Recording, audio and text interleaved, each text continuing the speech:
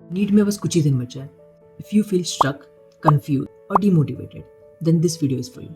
Practically speaking, आपको यह एहसास ज़रूर होगा कि जिस सिचुएशन से आप गुजर रहे हो, जैसे कि स्ट्रेस, एंजाइटी, सेल्फ डाउट, ये सारी चीज़ें हमने भी फेस की है एंड नीट क्रैक किया है। So hello everyone, myself Rishikesh Nooli, a second year MBBS student at BMCH Chitradurga. तो इस समय दो तरह के स्टूडेंट्स होते हैं, एक जिनका सिलेबस पूरा हो रखा है, revision up to the mark है एंड टेस्ट में अच्छे खासे नंबर ला रहे हो। फॉर देम स्ट्रैटेजी कोई चेंज करने की ज़रूरत नहीं है, बस आप रिवाइज करते जाओ, मॉक टेस्ट अटेम्प्ट करो एंड मॉक टेस्ट से सीखते जाओ। दूसरे टाइप के स्टूडेंट्स वो होता है जिनका सिलेबस पूरा नहीं हो रखा, बहुत सारा बैकलॉग हो रखा है, रिवीजन का कोई नामो निशान नहीं है एंड मोस्ट इम्पॉर्टेंटली स्टार्टिंग में जैसे उन्होंने प्लान कर रखा था वैसी चीज़ें अकॉर्डिंगली नहीं चल रही है and for that reason stress, anxiety and confusion बढ़ता जा रहा है। So this video is gonna be for them. सबसे कॉमन डाउट जो आपके मन में आता है कि सिलेबस पूरा नहीं हो रखा, क्या आपको full syllabus mock test attempt करना चाहिए? अक्सर ये डाउट इसलिए आता है बिकॉज यू फील अगर टेस्ट में कम मार्क्स आएंगे तो डीमोटिवेट हो जाओगे आप, and this was my biggest mistake. आपको ये समझना होगा कि मॉक टेस्ट बस आपके लेवल ऑफ प्रिपरेशन को ट्रैक नहीं करता है कि आप कितने पानी में हो। एनालिसिस ऑफ द पेपर, गलतियों से सीखना is more important than just attempting the test and knowing your marks. और जिनका सिलेबस पूरा नहीं हो रखा, वो मॉक टेस्ट से रेट्रोगेटिव प्रिपरेशन कर लो। जैसे कि मान लो आपने कोई एक टॉपिक नहीं पढ़ा and while attempting the paper you did not attempt that question, but while analysing make sure to learn that topic then and there itself and उस पर डिफरेंट टाइप्स के सवाल लगाओ ताकि वो टॉपिक आपका परफेक्ट हो जाए। Start revising the topics through mock test. जैसे कि मान लो आपका कोई एक चैप्टर बहुत ही ज़्यादा स्ट्रांग है, तो उसको ज़्यादा टाइम देने से कोई फ़ायदा नहीं है। बस देखो उस चैप्टर में से कौन से टॉपिक आपके वीक रह गए हैं, और वो कैसे पता चलेगा? आप जब मॉक टेस्ट दोगे उसके बाद एनालाइज करोगे तो आपको पता चलेगा कि कौन से टॉपिक आपके वीक है किस चैप्टर से। तो बस उसी को प्रैक्टिस करना है, उसको स्ट्रांग करना है। और जब आप फुल सिलेबस टेस्ट अटेम्प्ट करते हो तब you are revising the topics and the concept actively, जो कि पैसिव रिवीजन से बहुत ही ज़्यादा इफेक्टिव होता है। अब पैसिव एंड एक्टिव रिवीजन क्या है? Passive revision is a thing like for example आप मान लो कोई एक NCERT की लाइन आप पढ़ रहे हो या फिर पैराग्राफ आप पढ़ रहे हो, पढ़ के याद करना इज अ पैसिव रिवीजन।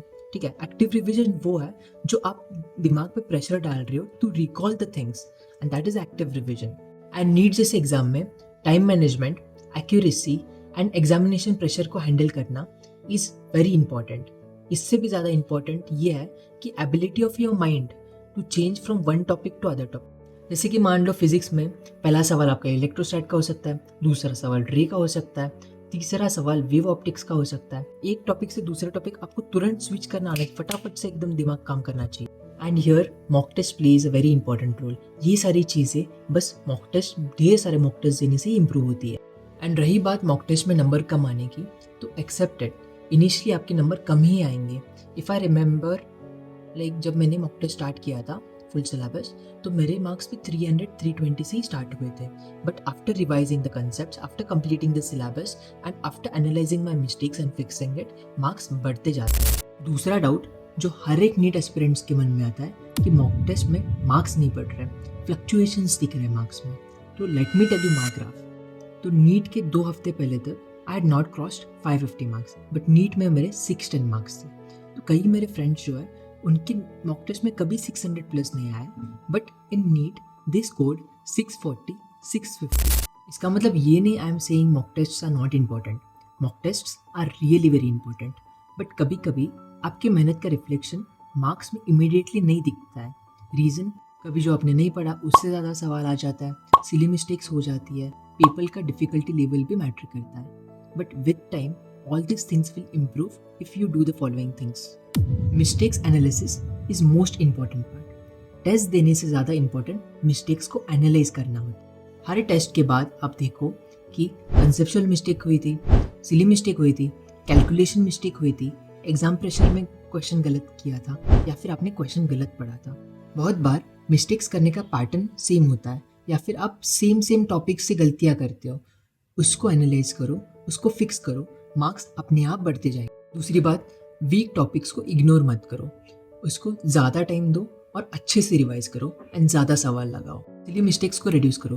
कई बार 20 से 30 मार्क्स सिली मिस्टेक्स में ही लूज़ कर देते हो, जैसे कि यूनिट्स आपने सही से चेक नहीं की हो, या फिर आपने कैलकुलेशन मिस्टेक्स की हो, या फिर आपने क्वेश्चंस को गलत इंटरप्रेट किया हो। तो ये सब चीज़ें आपको कम करनी है, and this happens with practice. Paper solving strategy को सेम रखो। पहले ही डिसाइड करो कि आपको पहले कौन सा अटेम्प्ट करना है, कितने टाइम में कितने क्वेश्चंस कंप्लीट करना है।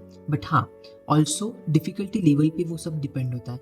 मान लो कि अगर बायोलॉजी बहुत ही डिफिकल्ट आ गया एंड आपने आइडियल टाइम बायोलॉजी सॉल्व करने का 40 मिनट्स रखा है, बट अगर पेपर डिफिकल्ट आ गया तो उसमें 50 मिनट तक लग सकता है। तब पैनिक नहीं करना है। Give the time the subject asks for in exam. Revision भी पैरेलली चलते रहना चाहिए। एक साइड से आप रिवीजन कर रहे हो, अगर आपका बैकलॉग है वो भी कवर कर रहे हो, बट टेस्ट देना बहुत ही ज़्यादा ज़रूरी है। टेस्ट देने से ज़्यादा ज़रूरी है टेस्ट की एनालिसिस करना। तो ये सारी तीनों चीज़ें आपको सही से मैनेज करनी है। सबसे इम्पोर्टेंट चीज़, खुद पे कॉन्फिडेंस रखो, अपने प्रिपरेशन पे भरोसा रखो। आपने इतने सालों से, इतने महीनों से मेहनत की है, अभी बस कुछ ही दिन पुश करना है। एक और थॉट जो इस फेज में बहुत से स्टूडेंट्स के माइंड में आ जाता है, इस साल नहीं होगा, अगले साल ड्रॉप लेके अच्छे से पढ़ूंगा। शायद ये थोड़ा रूड लगे, बट ये एस्केपिज्म होता है। याद रखना, प्रिपरेशन जैसे भी हो, जितनी भी अच्छी प्रिपरेशन हो, बट इस फेज में एंशियस होना एंड सेल्फ डाउट आना नॉर्मल बात है। अगर आपने साल भर सिंसियरली मेहनत की है तो आपको उसका बेस्ट पॉसिबल रिजल्ट ही मिलेगा। सच बात यह है, अभी कोई नहीं बता सकता आपका सिलेक्शन होगा या नहीं होगा। बस हार्डवर्क करते जाओ, करते जाओ, करते जाओ। कुछ ही दिन बचे हैं। आप तो सालों से मेहनत कर रहे हो, अगर ड्रॉपर हो तो 2-3 साल से मेहनत कर रहे हो। बस कुछ ही दिन पढ़ना है। अब पूरा सब कुछ लगा दो इसमें, ताकि अगले साल फिर से प्रिपेयर ना करना पड़े। वर्स्ट केस सिचुएशन मान लो आपका सिलेक्शन नहीं हुआ, बट आपके अंदर वो एक चीज़ रहेगी, वो नेवर गिव अप वाला एटीट्यूड, वो कॉन्फिडेंस कि आपने लास्ट मोमेंट तक मेहनत की है, वो हमेशा आपका साथ रहेगा। एंड भगवान ना करे अगले साल फिर से नीट देना पड़े। अगर देना पड़ भी जाए तो आप एक सर्टन लेवल पे होंगे, वहाँ से आपकी प्रिपरेशन स्टार्ट होगी, नॉट फ्रॉम ज़ीरो। तब कंपेरेटिवली चीज़ें आसान होंगी। So don't think about drop. And में एक बात कि आपके लिए जो अच्छा होगा आपको वही मिलेगा। भगवत गीता की ये लाइन हमेशा याद रखना, कर्म करो, फल की इच्छा मत करो। और एक इम्पॉर्टेंट बात, आपके पेरेंट्स को आपसे और आपके हेल्थ से ज़्यादा कुछ भी इम्पोर्टेंट नहीं है। So let's end it here. Do let me know whatever problems you're facing so that I can address these problems in my next video. Thank you so much.